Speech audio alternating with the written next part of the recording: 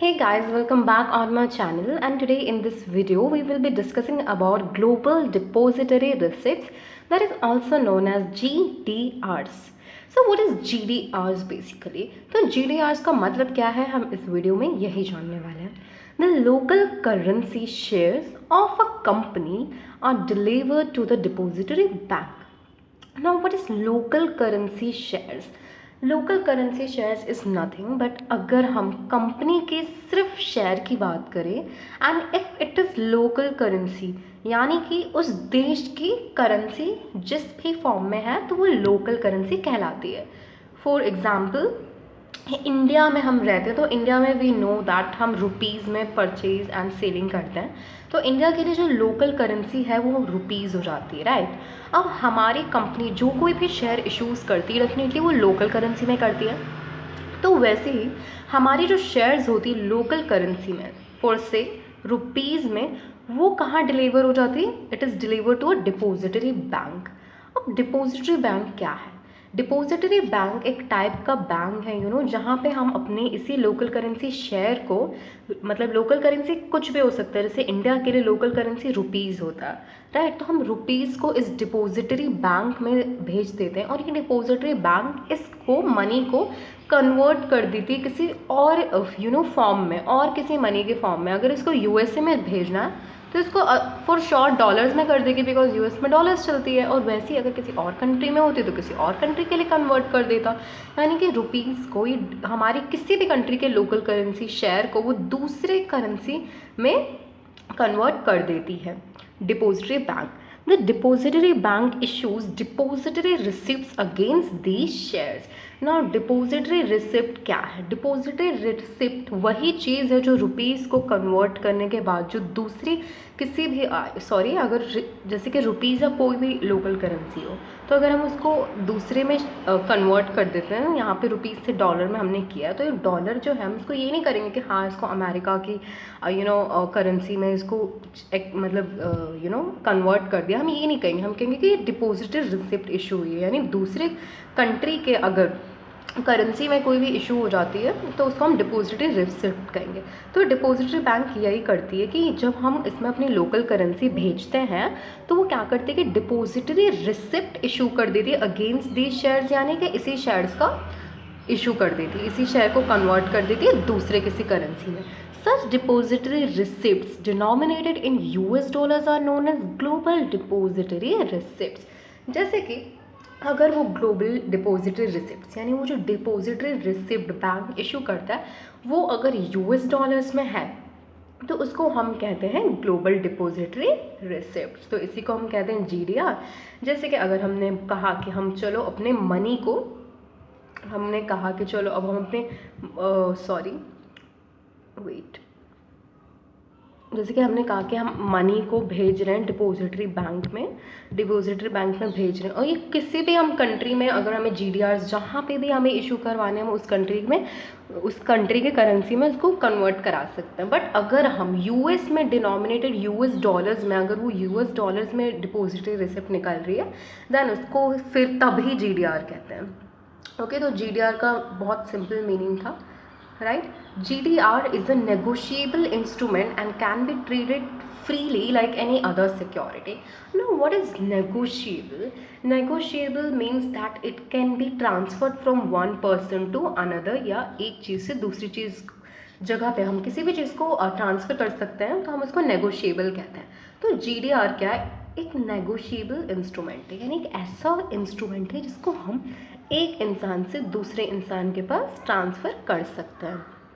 Okay, यानी कि अगर मान लो जीडीआर जैसे कि अब हमने एग्जांपल दिया था रुपीस से कन्वर्ट किया डिपोजिटरी बैंक जो है हमारी डिपोजिटरी बैंक ने उसको मान लो डॉलर्स में कन्वर्ट कर लिया और अब मैं यूएस सिटीज़न हूँ. ओके, तो अब मुझे पता चला कि हाँ डिपोजिटरी रिसिप्ट्स जो है इशू की है डिपोजिटरी बैंक ने, तो मैं जाऊँगी खरीदने कि हाँ चलो मैं इस डॉलर्स को ले लेती हूँ. तो अगर मैं इस डॉलर्स को ख़रीद लूँगी तो मैं अपने इसको दोस्त को भी बेच सकती हूँ, अपने रिलेटिव को भी बेच सकती हूँ. तो जीडीआर नेगोशिएबल इंस्ट्रूमेंट है, यानी अगर एक इंसान ने ख़रीदा है तो दूसरे इंसान को भी दे सकता है, एक्सचेंज कर सकते हैं. And can be traded freely like any other security. इसको हम ट्रेड भी कर सकते हैं. सो GDR अगर सपोज़ मैंने ख़रीदा, मैंने किसी कंपनी के शेयर में कंट्रीब्यूट करने के लिए एक GDR लिया डॉलर्स में। अब मुझे क्या आया, मेरा मन चेंज हो गया कि अब नहीं यार, मुझे इस कंपनी के शेयर होल्डर बन के नहीं रहना, अब मैं किसी और को ये बेच देती हूँ। तो मैं अपने किसी फ्रेंड को बोलूँगी कि यार तो ख़रीद ले, तो वो ख़रीद भी सकता है। तो मैं इसको ट्रेड भी, हमारे GDR को आराम से ट्रेड कर सकती हूँ, इसका आराम से व्यापार कर सकती हूँ। अगर हम इंडियन कंटेक्स्ट में बात करें तो a GDR is an instrument issued abroad by an Indian company to raise funds in some foreign currency and is listed and traded on foreign stock exchange, जिसको हम FSE के एक्रोनिम से भी याद कर सकते हैं, फॉरेन स्टॉक एक्सचेंज।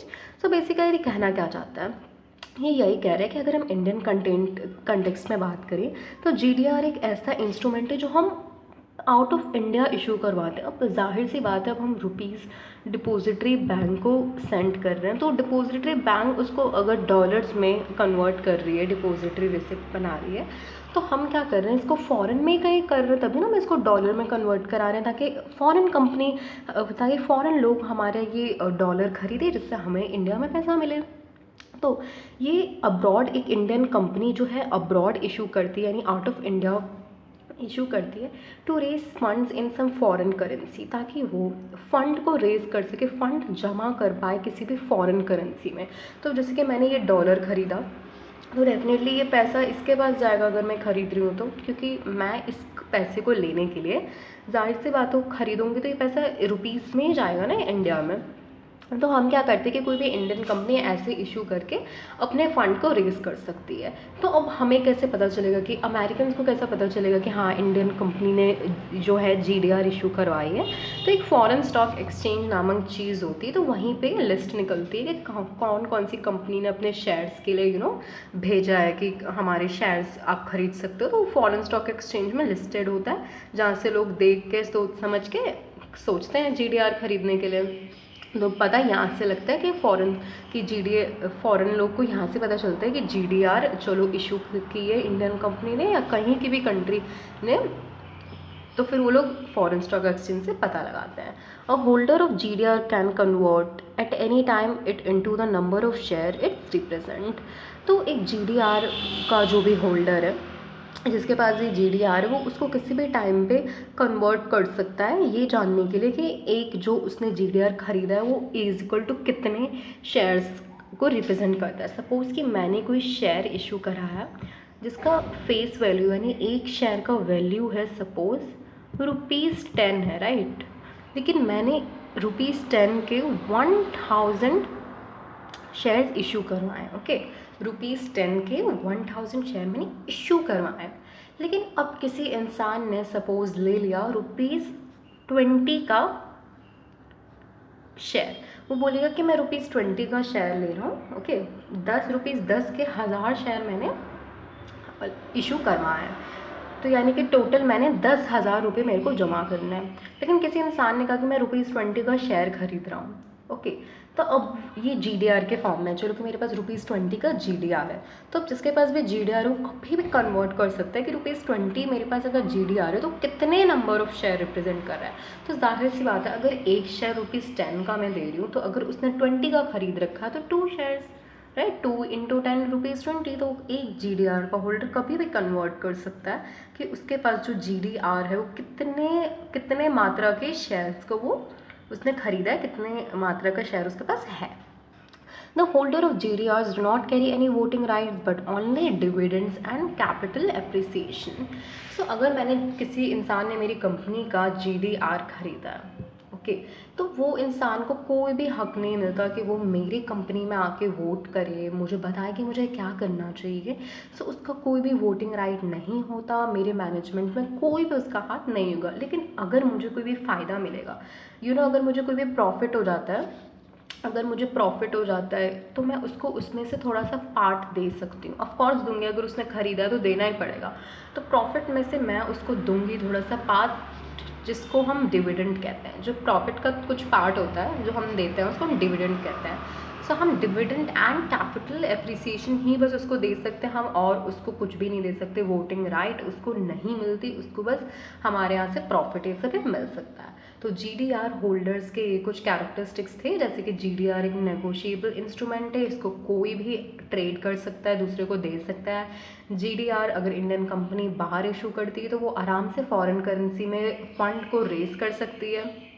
ओके, तो ये बहुत ही सिंपल कंसेप्ट है। And holder of GDR can at any time converted into the number of shares represents.